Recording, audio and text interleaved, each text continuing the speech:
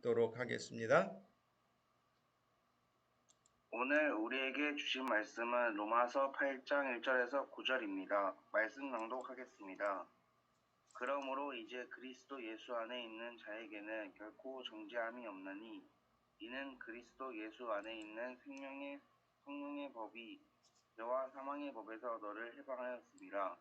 율법이 육신으로 말미암아 연약하여 할 수 없는 그것을 하느님은 하시나니 곧 죄로 말미암아 자기 아들을 죄 있는 육신의 모양으로 보내어 육신의 죄를 정하사 육신을 따르지 않고 그 영을 따라 행하는 우리에게 율법의 요구가 이루어지게 하려 하심이니라. 육신을 따르는 자는 육신의 일을, 영을 따르는 자는 영의 일을 생각하나니 육신의 생각은 사망이요 영의 생각은 생명과 평안이니라. 육신의 생각은 하나님과 원수가 되나니 이는 하나님의 법에 굴복하지 아니할 뿐 아니라 할 수도 없음이라. 육신에 있는 자들은 하나님을 기쁘시게 할 수 없느니라. 만일 너희 속에 하나님의 영이 거하시면 너희가 육신에 있지 아니하고 영에 있나니 누구든지 그리스도의 영이 없으면 그리스도의 사람이 아니라. 아멘. 아멘. 네. 줌으로 연결해서 말씀을 잘 읽어 주셔서 감사합니다. 오늘 우리가 지난주에 보았던 말씀 이어서 보게 됩니다. 무슨 생각으로 살아가고 있습니까? 라는 제목으로 말씀을 준비했는데요. 지난 주일에 여러분 설교의 핵심이 개인에 따라서 좀 다르게 받아들일 수도 있는 영역 있겠지만 여러분 중요한 부분은 그 성경에서 말씀하고 있는 그 부분에 대해서 놓치지 말아야 할 영역이 있다고 하는 것입니다. 개인의 차에 따라서 환경에 따라서 그 말씀의 영향력이 약간 다르게 느껴질 수는 있겠으나 성경 본문에서 말하고 있는 부분들을 놓치지 말아야 된다. 그 첫 번째가 정죄하지 말아야 된다라고 하는 것이에요. 정죄하지 말아야 된다. 이 정죄하는 경우에 대부분은 가장 그 기반에 자기가 기준이 되어 있는 거거든요. 그러니까 자기가 기준이 되어서 자기 자신의 양심이라고 하는 것도 있죠. 그래서 자기 자신에게도 정죄를 해요. 너 그러면 되겠느냐. 물론 자기 자신을 정죄할 때에 옆에 협력자가 오죠. 누구가 협력을 하냐면 사탄이가 협력을 해요. 그러면서 우리 자신의 아주 세밀한 부분까지 건드리면서 우리를 막 정죄합니다. 그럼 우리가 괴로워요. 어떨 때는 내가 하나님의 사람 아닌 것 같아요. 내가 목사 아닌 것 같아요. 내가 집사 아닌 것 같아요. 내가 예수 믿는 사람 아닌 것 같아요. 그렇게까지 공격을 막 퍼붓고 있거든요. 그러니까 자기 양심에 따라서도 자기를 정죄하고 이제 자기를 벗어나면 다른 사람을 정죄해요. 아무개 씨는 왜 저렇게 믿음 생활을 저렇게 하는지 몰라. 왜 기도를 안 하는지 몰라. 왜 하나님 앞에 헌신을 안 하는지 몰라. 왜 말을 저렇게 하는지 몰라. 하여튼 모든 영역에 있어서 다른 사람을 판단하기 시작합니다. 그런데 다른 사람을 판단하기 시작하는 사람의 특징 가운데 하나가 뭐냐면 자기는 그래도 그나마 잘하고 있다 이렇게 생각하고 있는 거예요. 그렇기 때문에 다른 사람을 판단하고 자기가 잘하고 있다고 여기고 있는 그 기준에 따라서 다른 사람을 평가하는 거예요. 그래서 다른 사람을 정죄하는 거예요. 그런데 명확하게 그리스도 예수 안에 있는 자에게는 결코 정죄함이 없다 그랬어요. 물론 여기에서 말씀하고 있는 이 정죄의 가장 기본적인 것은 하나님의 말씀대로 율법대로 실행하고 실천하지 못한 것, 그로 말미암아 여전히 죄 가운데 있다고 고민하고 갈등하고 있는 그 상태를 정죄하지 말라. 네가 하지 못한 그 일을 하나님이 이루셨다. 누구를 통해서? 예수 그리스도를 통해서 네가 하지 못하는 그 일을 다 이루셨기 때문에 너는 네가 할 수 없는 거 가지고 씨름하고 끙끙대지 말고 그것을 다 이루신 예수 그리스도를 마음에 영접하고 하나님이 행하시는 일들을 믿음으로 받아들이고 그것 순종하고 따르면 된다. 이것이거든요. 결코 자기 자신도 다른 사람도 정죄할 수 없습니다. 오히려 감사하라 그랬잖아요. 정죄하지 말고. 그래서 정말 이 복음의 핵심을 깨달은 사람은, 정말 교훈을 받은 사람은 이 사실을 실제로 자기 마음속에 믿게 되어지면 정말 그 마음에 다른 사람을 정죄하거나 평가하거나 비판하기보다는 하나님 앞에 무한 감사 때문에 다른 사람의 그런 허물이나 자기가 기준으로 보았을 때 못마땅해 여겨지는 것들을 가지고 시시비비 가리고 따지고 그러지 않습니다. 여러분, 이런 사실들을 우리가 잊지 말아야 되겠다라고 하는 것입니다.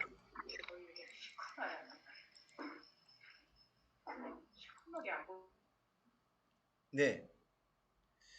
우리가 이 사실들을 기억할 때에 여러분, 오늘 말씀은 무슨 생각으로 살아가고 있습니까? 라고 했는데 지난주의 말씀에 이어서 이 말씀을 봅니다. 여러분, 사도 바울만큼 하나님 앞에 믿음으로 살아보려고 한 사람도 없을 거예요. 굉장히 믿음으로 살려고 애쓴 사람이에요. 그냥 되는 대로 사는 사람이 아니었어요. 얼마나 열정적으로 하나님을 향하여서 충성했는지 몰라요. 다만 방향이 잘못되었던 때가 있었죠. 그런데 여러분, 그가 예수 그리스도를 만나기 이전에는 진짜 열심히 해서 하나님을 잘 섬기려고 열정을 쏟아 부었는데, 정말 열정을 쏟아 부었는데 그 열정을 쏟아 부으면 부을수록 아까 말씀드린 것처럼 다른 사람을 정죄하게 돼요. 이게 여러분 성경에 나오는 바리새인들의 특징이잖아요. 자기들이 하고 있는 대로 다른 사람 안 하면 그걸 못 봐줘요. 그걸 인정해 주지를 못해요. 공격하지요. 예수 만나기 전에는 그렇습니다, 여러분. 바울도 그랬거든요. 근데 바울이 예수님을 딱 만나고 나니까 그 다음에 어떻게 됐냐?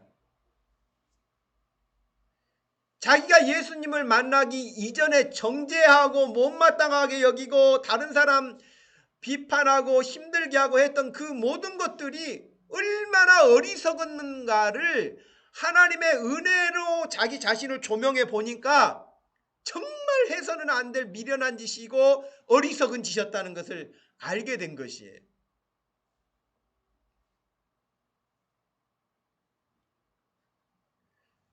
인격적으로 예수 그리스도를 만나지 못한 경우에는 이런 일들이 아주 비일비재합니다.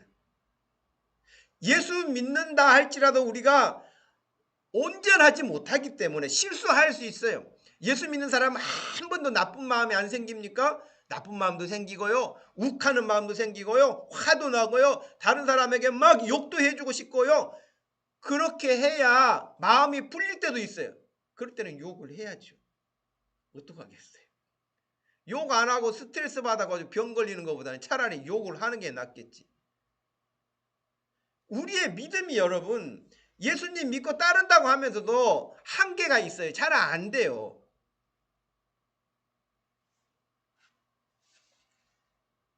그래서 사도 바울이 괴로웠던 거예요. 옛날에는 그것이 괴로운 것인지도 몰랐어요. 자기 잘난 맛에 나 정도면 돼. 나 정도면 하나님 열심히 믿는 거야. 나 정도 따라올 사람 없을 거야. 이런 자신만만함으로 하나님을 섬겼던 그가 예수님을 인격적으로 개인적으로 딱 만나고 나니까, 예수님을 만나고 나니까 완전히 생각이 180도 달라진 거예요. 그 전에 그렇게 아주 원수 같고 못마땅하고 받아들이기 힘들었던 사람들이 불쌍하게 보이는 거예요. 그들을 위해서 한 번 더 기도하게 되는 거예요. 그리고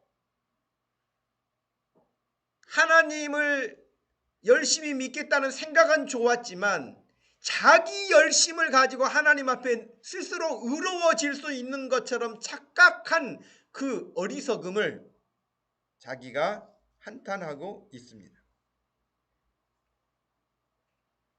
예수님을 여러분 인격적으로 만나지 못하면 그 믿음 생활은 겉돌 수밖에 없습니다. 바울은 그래서 할 수 있는 기회가 될 때마다 그랬어요. 내가 죄인 중에 괴수다. 내가 죄인 중에서도 최고 나쁜 죄인이다. 왜? 주님 만나고 나서 주님의 눈으로 세상을 보고 주님의 눈으로 다른 사람을 보니 과거의 자기 모습을 보니 얼마나 해서는 안 될 미련한 생각과 행동들을 했었는가. 그래서 자기 자신은 정말 피를 토하는 심정으로 자기의 부끄러운 과거를 고백했어요. 내가 죄인 중에 괴수다.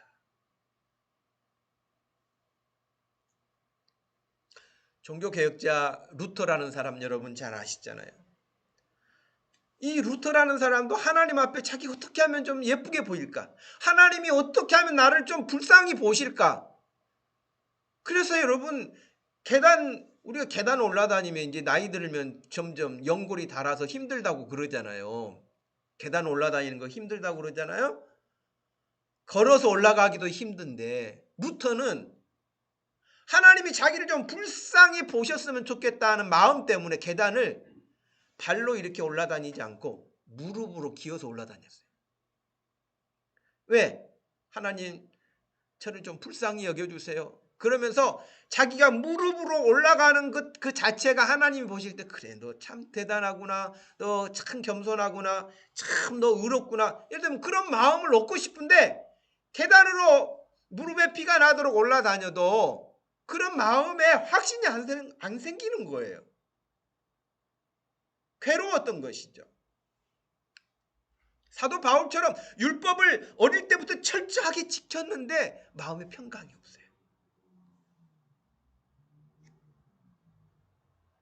종교적인 행위를 하면 할수록 더 깊은 고민에 빠지게 된 거예요.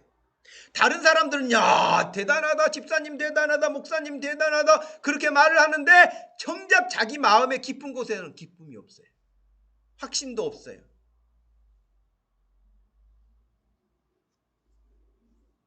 내 힘으로 내 능력으로 내 고통으로 의로워지는 것이 아닙니다. 그 사실을 여러분 마틴 루터 종교개혁자도 뒤늦게 깨달은 것이 그 유명한 로마서 1장 17절 말씀 아닙니까? 복음에는 이 말씀은 하나님의 말씀의 핵심은 성경의 핵심은 하나님의 의가 나타나는 것이지 내 의가 나타나는 게 아니라는 것을 알게 된 거예요. 성경에는 내 의를 키우라고 하는 게 아니라 하나님의 의가 나타나서 그 하나님의 의를 믿음에 이르게 하나니 기록된 바 오직 의인은 믿음으로 사는 사람이 의인이지 행동을 똑바로 하기 때문에 의인이지 아니라는 사실을 아주 뒤늦게야 루터가 깨닫게 된 거예요. 여러분 마틴 루터는 이 말씀을 깨닫기 전에 어떤 사람이었느냐?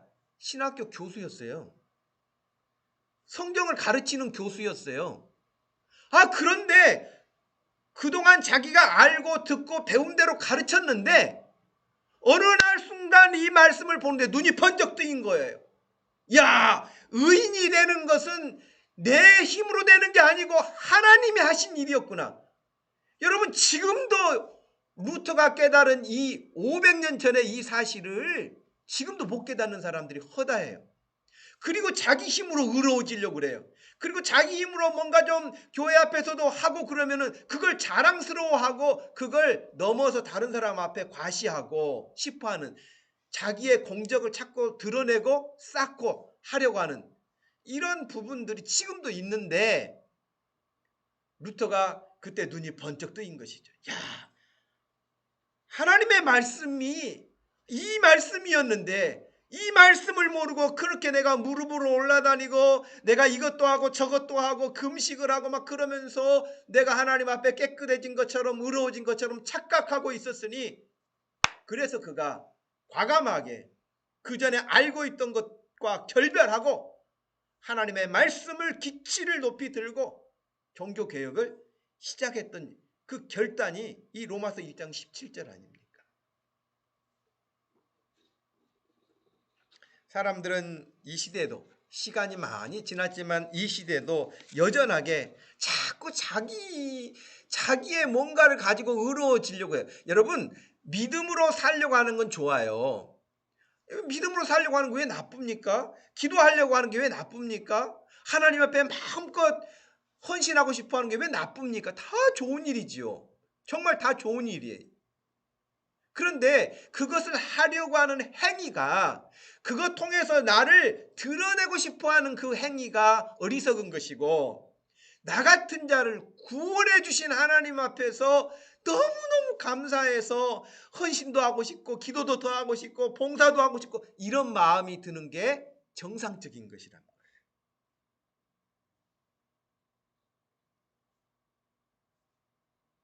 그게 여러분, 지난주에도 여러분에게 말씀드렸던 것처럼 자신을 정죄하지 말고 오히려 감사하는 자가, 감사하는 이 구원의 핵심을 가지고 있어야 그 다음의 일들이 펼쳐지는 것이지, 이 확신이 있는 말씀이 없는 이상에 그냥 교회를 다니면 옛날부터 다녔던 자기 습관에 따라서 어떤 행위를 반복하게 되는 것이죠. 여러분, 사람들이 그런 이야기예요. 사람이 혼자는 절대 할 수 없는 게 있대요. 혼자는 절대 할 수 없는 게 있대. 그게 뭘까요? 물론 혼자 할 수 없는 일은 많을 거라고 생각해요. 예를 들면은 뭐 무거운 짐도 혼자는 진짜 못 드는데 두 사람이면 든다든지 그럴 수 있는 일도 있겠죠. 그러나 그런 의미보다는 사람이 혼자 할 수 없는 것 두 가지가 있는데요. 그 첫 번째가 결혼이래요. 그렇죠? 결혼하려면 상대가 있어야 될 거 아닙니까? 결혼하려면 상대가 있어야 돼. 그래서 혼자서 할 수 없는 일이 결혼인데 또 한 가지가 있어요. 뭘까요? 혼자서 할 수 없는 일 또 한 가지가 있는데 그것은 바로 그리스도인이 되는 거래요. 이 말씀이 굉장히 의미가 있어요. 내가 그리스도인 되는 것은 혼자 할 수가 없대요. 그럼 어떻게 하면 됩니까? 결혼도 상대가 있어야 결혼이 이루어지는 것처럼 그리스도인 되는 것도 예수 그리스도와 내가 하나가 되어질 때에 나야만 내가 그리스도인이 되는 거예요.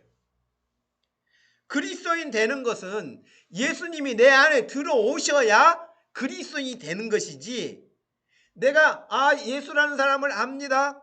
내가 예수라는 사람을 성경을 통해서 배웠습니다. 그래서 그리스도인 되는 게 아닌 거예요. 그리스도인 되는 건 뭐라고요?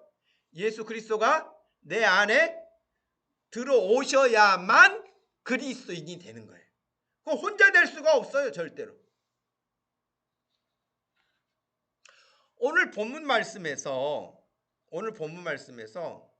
아주 중요하게 보아야 할 말씀이 있습니다.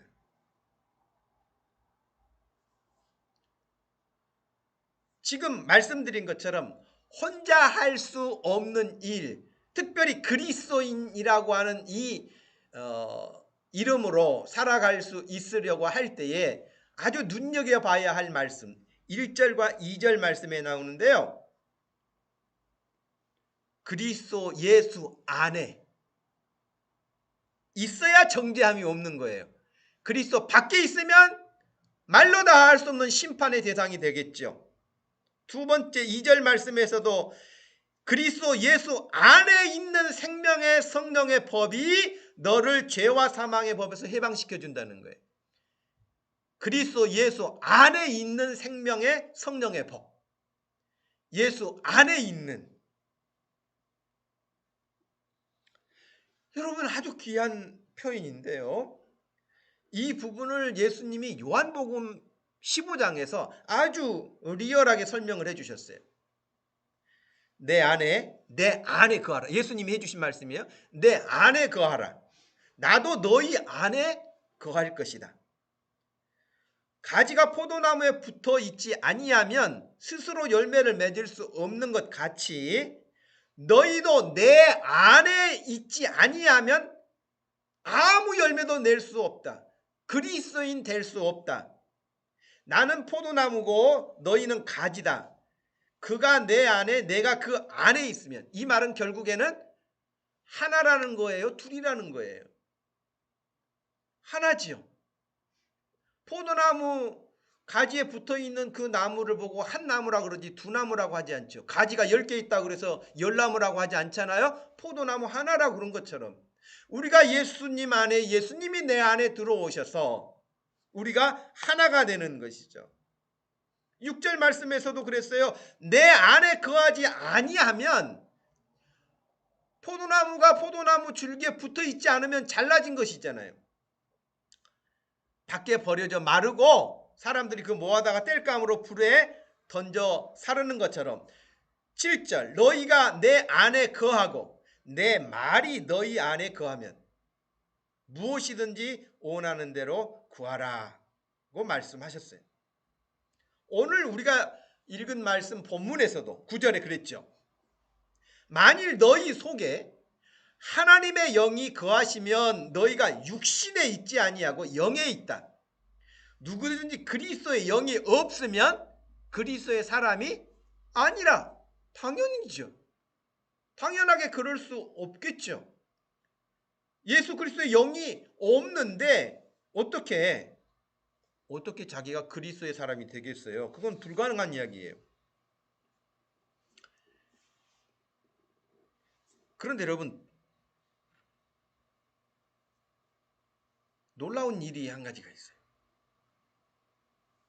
그건 뭐냐면 하나님이 내 안에 와 계신다는 사실을 말하면서도 전혀 하나님이 와 계신 것처럼 보이지가 않아요. 방에 가둬놨나? 더 놀라운 것은 그럼에도 아무렇지 않게 생각한다는 거예요. 제가 전에 말씀드린 적이 있었는데요. 제가 교육전도사 때도 어디 신방을 간 적이 있고요. 부목사 때도 어디 신방을 간 적이 있는데 나는 원래 그 집에 식구가 3명인 줄 알았어요. 제가 알고 있는 아들, 그 다음에 그 장로님, 그 권사님, 그런 줄 알았거든요. 3식구가 사는 줄 알았어요. 근데 나중에 제가 들리기로는 딸이 1명 더 있대요. 근데 그 딸이 장애인이. 그러니까 밖에를 못 나가게 거의 방에, 집에 가둬놓고 사는 거예요. 부끄러워해서. 저는 그 5년 동안 사역하면서 그 사람을 본 적이 없어요. 나중에 제가 또 다른 경우도 비슷한 경험을 한 적이 있거든요. 그 집에 신방을 내가 여러 번 갔어요. 저도 그 집에 식구가 3식구인 줄 알았죠. 근데 1명이 더 있대요. 아는 사람들끼리는 다 알고 있더라고요. 장애를 가지고 있는 자녀를 가둬두고 다른 사람들에게 보이지 않게 하는 거예요. 하나님이 내 안에 와 계세요. 근데 하나님이 계신 것 같지가 않아. 하나님을 꽁꽁 숨겨놓은 것처럼 아무도 보이지 못하게. 옛날에 여러분 그래서 교회 처음 나온 남자들이 성경책 요즘에는 들고 다니지도 않잖아요. 다 핸드폰 보고 막 이러니까 앱을 깔아가지고 성경을 그렇게 보니까. 그런데 옛날에는 여러분 다 성경책, 예수 믿으면 가장 첫 번째 하는 일이 빨간 성경책을 사는 거 아닙니까? 교회에서도 그런 선물을 해줬고요. 그래서 교회 갈 때 자랑스럽게 성경책을 끼고 오는데 어쩔 수 없이 자기 와이프에게 전도를 받아가지고 교회를 가기는 가는데 동네 친구들이 자기 놀릴까봐 창피하니까 신문지에 성경책 둘둘 말아가지고 교회 다녔다고 하는 그런 사람들 꽤 있었어요.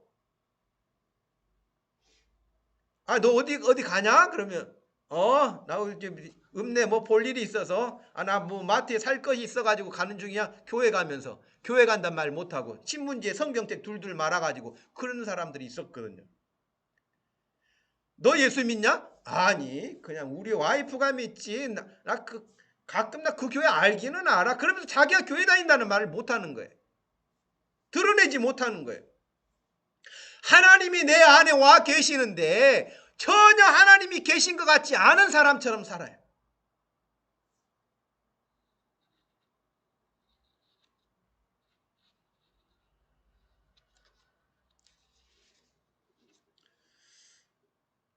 그럼에도 아무렇지 않게 생각한다는 거예요. 그것을.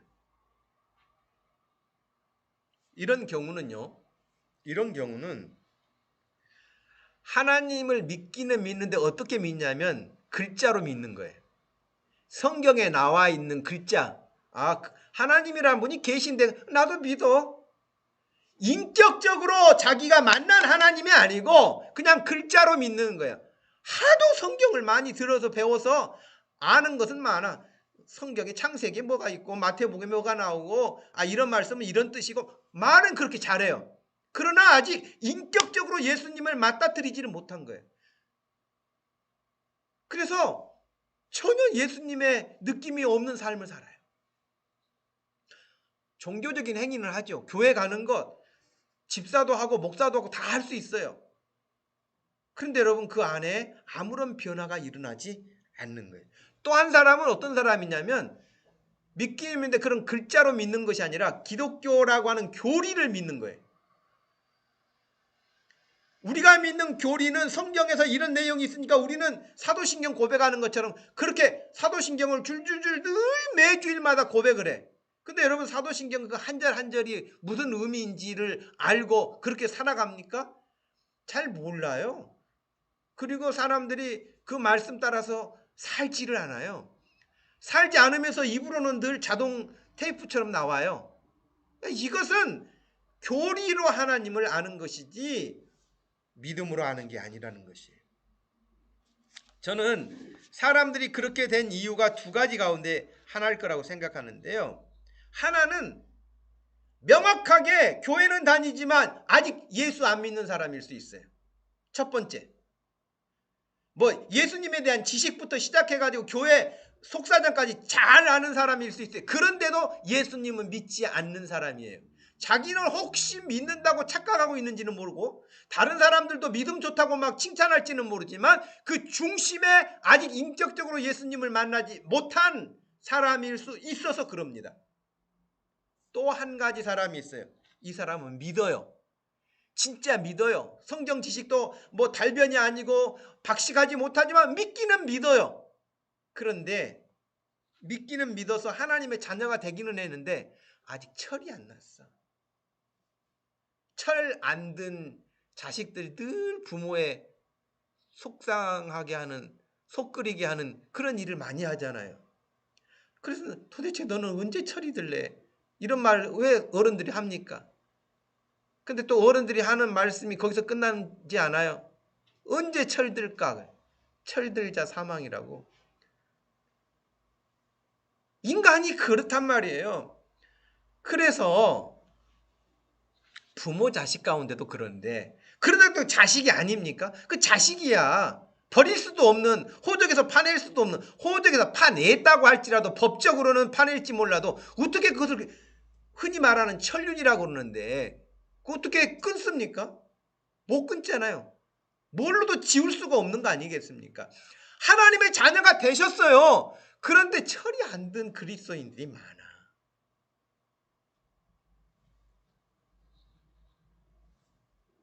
늘 부모에게 근심거린 것처럼 하나님 앞에 근심거리가 되는 그리스도인들이 많아요.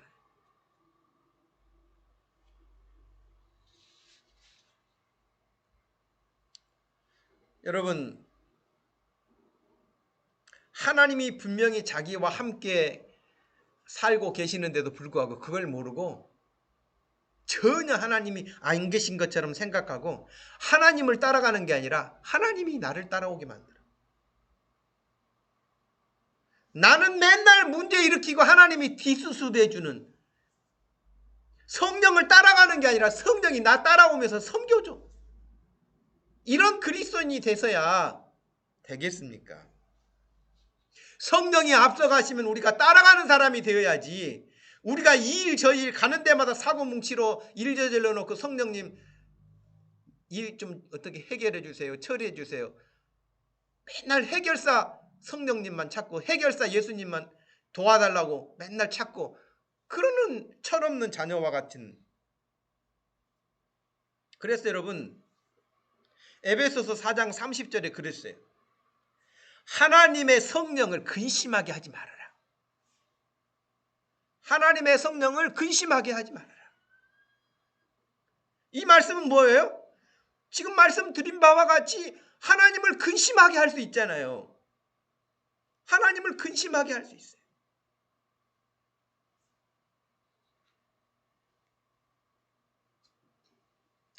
이런 말씀을 들으면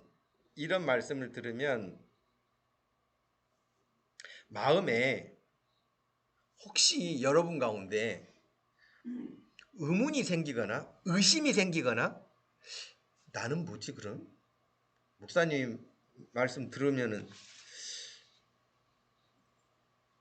진짜 하나님이 내 안에 계신 것도 어떤 때는 같기도 하고 어쩔 때는 아닌 것 같기도 하고, 내가 진짜 예수 믿는 그리스도인인 것 같기도 하고 아닌 것 같기도 하고.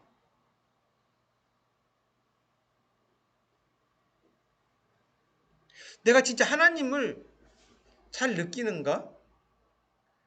여러분 예를 들면 김추순 집사님 집에 예를 들면 어머니가 오시면 어머니가 오신 것을 까먹는 경우가 있습니까? 아, 집에 어머니 오셨지? 뭐 하다가 그렇게 한다거나, 어머니 방에 계시는데 식사를 김성년 집사님 것만 차려놓고 여보 식사해 그러면서 방에 계시는 어머니에게는 말씀도 못 드리고 까먹을 수 있을까요? 거의 불가능한 이야기죠. 그렇죠? 우리 일상생활에서 그렇게 하나님이 내 안에 와 계세요. 하나님이 내 안에 와 계시는데 전혀 인식이 없어. 의식이 없어. 하나님과 전혀 무관한, 하나님이 안 계신 것처럼 말도 하고 생각도 하고 행동도 하고 별짓 다 해. 전혀 하나님과 무관한 사람처럼. 이런 경우 철이 안 들었다고 아까 말씀을 그렇게 드리기도 했지만 아직 영적인 눈이 안 뜨이는 경우가 그래요. 우리가 육체의 눈을 가지고 있는 것처럼 이 성령의 민감한 영적인 우리 영혼의 눈이 뜨이지가 않아서 보이지가 않아요. 들리지가 않아요. 마음에 감동이 일어나지를 않아요. 왜? 전혀 인격적으로 그렇게 하나님과의 관계가 일어나지 않기 때문에 반응이 없어요. 여러분 누가복음에 보면 24장에 엠마오로 내려가는 그 두 제자 이야기 잘 아시잖아요. 그날 부활하신 날이에요. 예수님이 3일 만에 부활하셨잖아요. 부활하셨는데 그들 중 둘이 예루살렘에서 25리 되는 엠마오라고 하는 마을로 내려가고 있었어요. 그러면서 예수님의 죽으심에 대한 이야기, 그 다음에 또 들려오는 어떤 그런 이야기를 서로 하고 가고 있었죠. 15절에 그들이 서로 이야기하며 문의할 때에 예수께서 가까이 이르러 그들과 동행하셨지만 그들의 눈이 가리어져서 예수님인지를 알아보지 못했다 그랬어요. 눈이 가려져서 아직 예수님인지를 모르는 거예요. 예수님이 지금 자기들과 동행하고 계시는데 그분이 예수님인지를 몰라. 내 안에 와 계시는 예수님이 계시지 않고 성령님이 내 안에 계시지 않고서는 내가 예수님을 예수님이라고 할 수 없는데 이미 와 계시는데 그 예수님을 몰라봐요. 눈이 가려지지 않았다면 완전히 시력을 그렇게 희미하게 소유하고 있어가지고 잘 안 보이는 거예요. 예수님 같기도 하고 산신령 같기도 하고 이렇게 보여가지고 어떻게 하나님을 믿겠어요? 또렷하게 예수님처럼 보여야죠. 예수님이 예수님으로 보여야지 예수님 같기도 하고 아닌 것 같기도 하고 예수님이 오늘은 어디 바쁘셨나 안 계신 것 같고 나가신 것 같고 어느 날은 들어오신 것 같고 이렇게 생각할 수 없다는 것이에요. 그래서 사도 바울이 에베소서 1장에서 이렇게 에베소 교회 성도들을 위해서 이렇게 기도해요. 목사인 저도요, 여러분들을 위해서 기도할 때 이런 기도를 하게 됩니다. 17절 기도 내용이에요. 우리 주 예수 그리스도의 하나님 영광의 아버지께서 지혜와 계시의 영을 너희에게 주사 하나님을 알게 하시고 18절 너희 마음의 눈을 밝히사 이렇게 돼 있잖아요. 저도 여러분의 마음의 눈이 밝아졌으면 좋겠어요. 시력이 2.0처럼 뚜렷하게 볼 수 있으면 좋겠어요. 이야, 그래, 목사님이 말씀하시는 게 지금 저거지. 성경에서 말씀하고 있는 게 이거지. 하나님이 원하시는 게 이거지. 이럴 수 있도록 눈에 띄어야죠. 귀가 열려서 들려야죠. 그래서 바울이 에베소 교회 성도들을 위해서 기도할 때 이렇게 하면서 18절 계속해서 이렇게 말했어요. 너를 왜 부르셨는지, 너에게 약속한 소망이 무엇인지, 하나님이 우리에게 주실 그 축복이 얼마나 풍성한 것인지, 하나님이 얼마나 그 위대하신지, 그것을 너희가 마음의 눈이 밝혀져서 너희가 알았으면 좋겠다 하고 기도한 거예요. 여러분 자신을 위해서도 그렇게 기도하십시오. 담임 목사는 당연히 여러분을 위해서 그렇게 기도합니다. 우리가 그렇게 기도해야 합니다.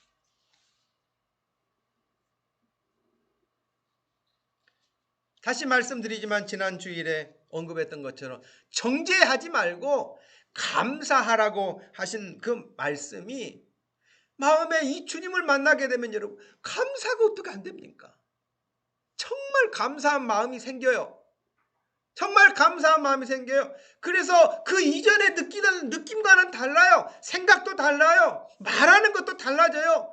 왜? 다 예수 그리스도의 필터를 통과해서 모든 것을 보고 말하기 때문에 그래요. 더 이상 옛날 예수님을 만나기 전에 내 모습이 아닌 것이에요. 그러니 세상이 얼마나 멋져 보입니까? 여러분 요즘에 다 핸드폰을 가지고 있는데 요즘에 핸드폰 앱에 그냥 자기 얼굴 사진 찍어가지고 맨 얼굴을 그냥 블로그라든지 자기 카톡 대표 사진이라든지 올려놓은 사람 거의 없어요. 아예 사진 찍는 카메라부터 뷰티 카메라라 그래가지고 자기가 자기 같지 않는 사진이 나와요. 그래서 내가 분명히 이 사람을 봤는데 사진으로 봤는데 직접 만나보니까 딴 사람이 왔어. 얼마나 바꿔놨는지 얼마나 사람을 그럴듯하게 예쁘게 만들어놨는지 현실하고 이 앱으로 올라와 있는 온라인에 나와 있는 사진하고 완전히 다르단 말이에요.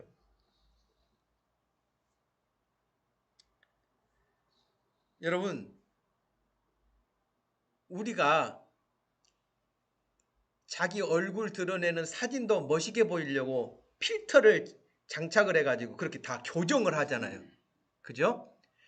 우리 안에 예수 그리스도라고 하는 카메라가 달려가지고 내가 보는 것도 예수님의 눈으로 보는 거예요.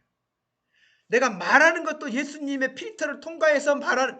그래서 갑자기 예수 믿고 나더니 사람이 달라져. 말하는 것도 고상해져. 말하는 것도 멋있어져. 생각하는 것도 멋있어져. 행동하는 것도 멋있어져. 당연하죠. 여러분 당연하지 않겠어요? 카메라 필터만 달리해도 사람이 달라 보이는데 예수 그리스도가 내 안에 들어와 계시는데 그 예수님과 내가 함께하면서 예수님의 마음으로 말하고 보고 듣고 하는데 어떻게 안 달라집니까? 그러니 다른 사람들이 아무개씩 교회 다녀요? 예수 믿어요? 이 말이 그냥 나오지 않겠어요?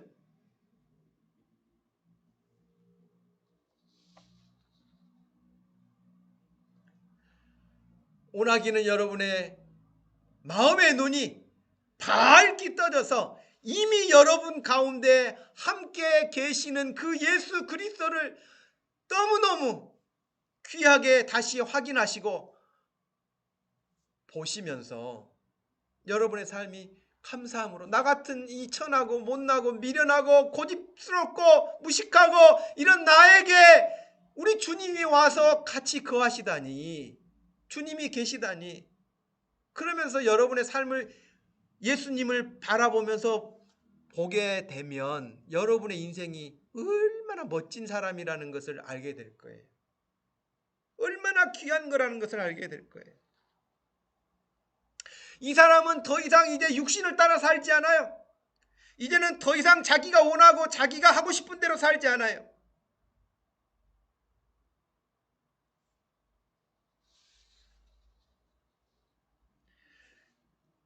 제가 설교한 대로만 되면 얼마나 좋겠어요, 여러분. 근데 저의 현실도 그렇고 여러분의 현실도 그렇고 이놈의 성질머리, 죽어야 죽지 살아있는 날은 안 죽을 것 같아. 이 성질머리가 예를 들면 이 미련한 습관, 고집스러움 안 바뀌어. 그래서 여러분 자꾸 여러분을 친하게 찾아오는 친구가 있어요. 누굽니까? 마귀라는 친구가 찾아와요. 그러면서 여러분을 아주 여러분도 잊어먹고 있는 것까지 다 들춰내가지고 여러분의 죄를 낱낱이 이렇게 다 밝혀내면서 네가 그러고도 예수 믿냐?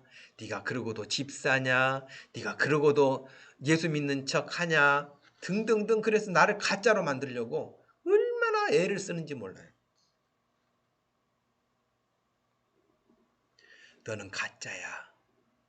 자기를 의심하게 만들어요. 너 지금 말하는 거 거짓말이지? 이렇게 말해. 너 기도만 그렇게 하지 진짜는 그렇게 안 하잖아. 너 사람들 앞에 웃으면서 말은 그렇게 하지만 너 속은 그렇지 않잖아. 예를 들면 막 이러면서 우리의 마음에 감춰져 있는 어떤 생각까지 다 들춰내면서 마귀가 우리를 너 교회 다니기만 할 뿐이지, 목사님 말씀하셨잖아 오늘 설교 시간에도, 안 믿는 거라고. 바로 너야. 다른 사람이 아니고 너야. 그러면서 우리를 공격한단 말이에요. 그래서 사람들이 대부분 여기서 넘어져요. 그리고 평생도록 어떤 싸움만 하냐면 그래 나는 가짜야. 그래 나 같은 게 뭐 집사라고, 뭐 나 같은 게 목사라고 맨날 그래. 그러다가 또 이제 어느 날 설교 들으면 정신 나가지고 아니지 그래도 내가 뭐 목사지, 내가 그래도 하나님의 자녀지 이랬다가 맨날 하나님의 자녀였다가 아니었다가 자녀였다 아니었다 이 싸움만 하다가 평생. 그래서 여러분 기도할 때도 그렇잖아요. 대부분 한국교회 대표 기도자들이 기도도 어떻게 합니까? 일주일 동안 세상에 나가서 죄 짓고 하나님 말씀에 순종하지 못하고, 근데 그 다음 주라고 또 달라집니까? 하나님 지난주보다는 그래도 좀 우리가 낫게 믿음으로 순종할 수 있도록 힘 주셔서 감사해요. 이번 주에는 더 말씀대로 승리할 수 있게 해주세요. 그런 기도 별로 안 해. 어떻게 10년이 돼도 20년이 돼도 똑같은가 봐. 지난주에 세상에서 우리가 죄만 짓다가 맨날. 자, 그 기도도 좀 바꾸시기 바래요. 혹시 여러분들 개인적으로 기도하실 때도 대표 기도할 때도 하나님 말씀 받았으니 말씀대로 살 수 있도록 힘을 더해 주세요. 이렇게 기도할 수 있기를 바랍니다. 안 그러면 맨날 레파토리 같은 거, 옛날 장로님들이 권사님들이 했던 거 들었던 대로 그대로 지금도 죽을 때까지 똑같이 그것만 하고 있는. 그래서 사탄 마귀는 늘 우리를 그렇게 공격할 때에 정신 바짝 차리라고 사도 바울이 에베소 교회 성도들에게 말을 6장에서 했습니다. 끝으로 너희가 그리스도 안에서와 그 힘의 능력으로 강건하여지고 마귀의 간계를 능히 대적하기 위하여 하나님의 전신갑주를 입으라. 그러면서 13절에 그러므로 하나님의 전신갑주를 취하라. 이는 악한 날에 너희를 능히 대적하고 모든 일을 행한 후에 당당하게 서기 위함이라. 그런즉 서서 누워있지 말고 넘어져 있지 말고 서서 진리로 말씀으로 너희 허리띠를 띠고 의의 호심경을 붙이고 평안의 복음이 준비한 것으로 신을 신고 16절 모든 것 위에 믿음의 방패를 가지고 이로써 능히 악한 자의 모든 불화살을 소멸해라 그랬어요. 여러분 전쟁터에 옛날에 나가보면 활을 쏘고 창을 이렇게 던지고 막 그렇잖아요. 또 칼을 휘젓고 그럴 때 그것을 다 막아내는 게 뭐예요? 방패잖아요 여러분. 방패를 들고 화살도 막아내고 막 이렇게 다 막아내면서 공격도 하잖아요. 칼만 가지고 나간 사람 없어요 여러분. 방패가 늘 있어요. 그 말씀 그 장면을 우리에게 지금 하는 건데 우리에게 불화살을 쏜다는 거예요. 계속 누가? 사탄이가. 아까처럼 너는 가짜야, 너 그러고도 너 이러고도 저러고도 온갖 하면서 하나님의 사랑 의심하게 만들고 교회에서 아멘 아멘 하고 마음에 확신 가지고 오면은 교회 나갈 때 아멘 좋아하네. 내가 니를 아는데 뭐 아멘 입은 살아가지고 이런 마음을 딱 불화살을 쏘면은 말아가지고 그래 나 같은 것이 뭐 그러면서 일주일 동안 그냥 그런 살았다가 다음 주 오면 주여면 이거 반복한다는 거. 그러니까 그러지 말고 믿음의 방패로 그런 불화살이 오면 딱 막으라는 거예요. 그리고 구원의 투구 성령의 검 곧 하나님의 말씀을 가지고 어림없는 소리 내가 지난주까지는 너한테 당했다. 그러나 이젠 더 이상 너한테 당하지 않는다 라고 막아낼 수 있는 이런 믿음을 가지라는 거예요. 그래서 여러분 오늘 우리가 읽었던 말씀 꼭 기억하시기를 바라요. 육신을 따르는 자는 육신의 일을 영을 따르는 자는 영의 일을 생각한다는 거예요. 제가 오늘 설교 제목을 정했죠. 여러분은 무슨 생각으로 살아가십니까? 육을 따르는 자의 육을 생각하며 살아가십니까? 영을 따르며 영의 일을 생각하면서 살아가십니까? 영의 일을 생각한다고 해서 어디 직장 안 나가고 교회 와서 기도만 하고 있다고 하는 게 아니에요. 여러분이 공부를 하든 직장에 나가든 사업을 하든 무엇을 하든지 간에 하나님이 원하시는 일이 무엇일까에 대해서 생각하는 거예요. 성령님이 원하시는 것이 무엇일까? 내 안에 계시는 주님이 원하시는 것이 무엇일까를 생각하는 거예요. 그래서 이 부분은 다음 주에 한 번 더 설교하도록 하겠습니다.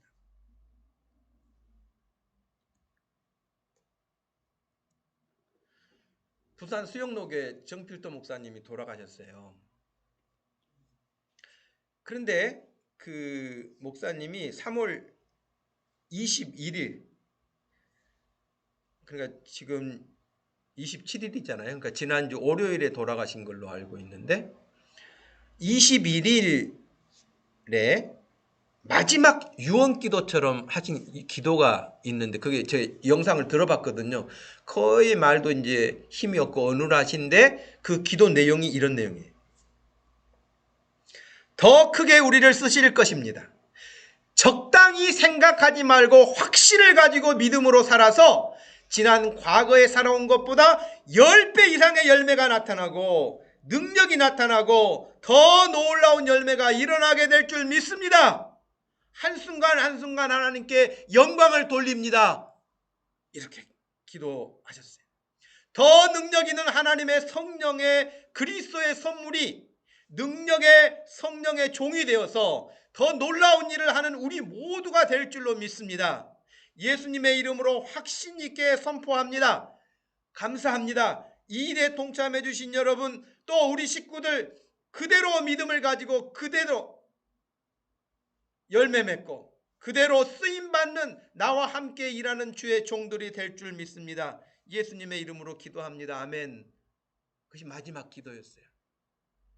정말 이 기도 정말 기도는 너무 힘이 없어서 그렇게 하셨지만 내용으로 보았을 때는 얼마나 당당한 기도인지 몰라요. 특별히 저는 이 기도 내용 가운데 적당히 생각하지 말고 확신을 가지고 믿음으로 살아라 하는 그 기도가 마음의 도전이 됐어요. 저도 여러분도 우리 가운데 함께 계시는 그리스도의 영 성령께서 힘주시고 지혜주시고 능력 주심을 마음에 기억하시고 적당하게 생각하지 마시고 믿음으로 사는 것 적당하게 하나님 따르지 마시고 확신을 가지고 주님을 따르며 주의 제자답게 이번 한 주간도 승리할 수 있기를 주님의 이름으로 축복합니다. 기도하겠습니다. 하나님 감사합니다. 오늘도 우리에게 귀한 날 주셔서 예배하는 시간을 주시고 예배하는 마음을 주시고 예배하는 믿음을 주시고 이렇게 함께 하나님을 예배할 수 있도록 하셔서 너무 감사합니다. 하나님 이 땅에 살면서 우리가 우여곡절도 많고 생각지 않은 일들도 만나게 되고 그렇지만 하나님 부족하고 부족한 저희들 문제 많고 죄 많은 우리들 버리지 않으시고 불쌍히 여기시고 찾아오시고 심지어는 누추한 우리의 심령에 찾아오셔서 함께 거하며 어리석은 짓 그만하게 하고 미련한 짓 그만하게 하고 생명의 길을 걸을 수 있도록 우리를 지도하시고 이끌어 주실 때마다 아멘 하고 주님을 따를 수 있는 제자 되기 원합니다. 이번 한 주간도 각자의 생활의 터전에서 우리 주님과 함께 승리하고 돌아올 수 있도록 붙잡아 주시옵소서. 예수님의 이름으로 기도하옵나이다. 아멘. 여러분 다 같이 자리에서 일어나셔서 찬양하십시다.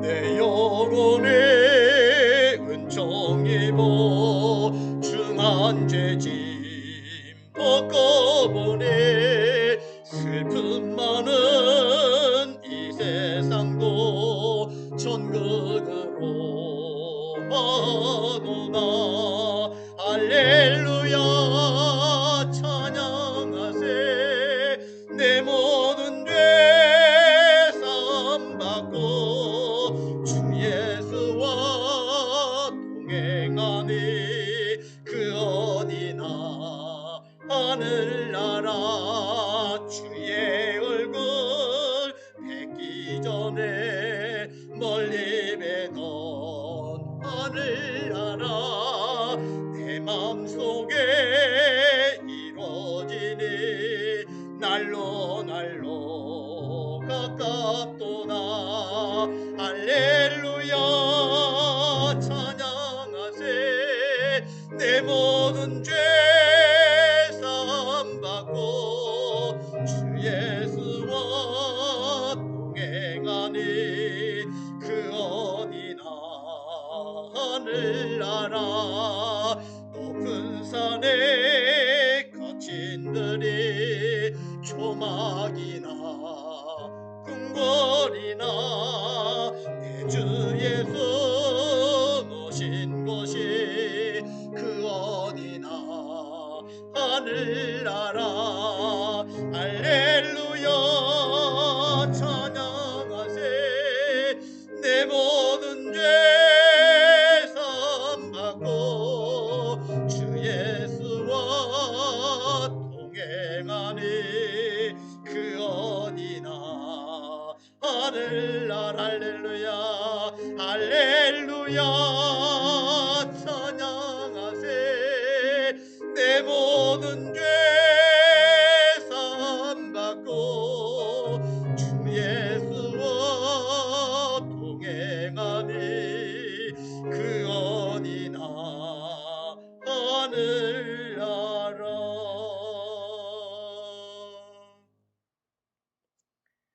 지금은 우리를 죄에서 구원하신 우리 주 예수 그리스도의 구속의 은혜와 우리 하나님 아버지의 그 측량할 수 없는 큰 사랑과 성령 하나님의 위로 교통 함께 하시며 가르치시고 이끄시는 그 놀라운 역사가 오늘 함께 예배하고 영을 따라 영의 일을 생각하며 성령을 따르기 원하는 사랑하는 모든 성도들 머리 위에 가정 위에 지금부터 영원토록 함께 있을지어다. 아멘.